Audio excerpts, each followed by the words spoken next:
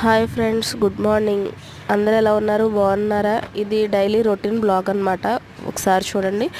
నేనైతే ఫస్ట్ లేవగానే బ్రష్ చేసేసుకొని హాట్ వాటర్ పెట్టుకున్నాను. ఒక గ్లాస్ హాట్ వాటరు, దానికి ఏంటంటే ఒక హాఫ్ టేబుల్ స్పూన్ జీరా, ఒక హాఫ్ టీ స్పూన్ ధనియాలు వేసి కొంచెం వేడి చేసుకొని తాగడమే అనమాట.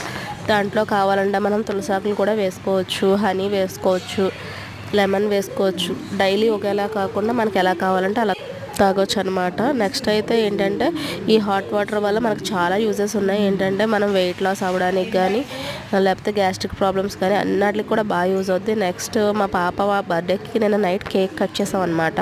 సాటర్డే కదా, సాటర్డే వల్ల ఎవరు తినలేదు ఆ కేక్.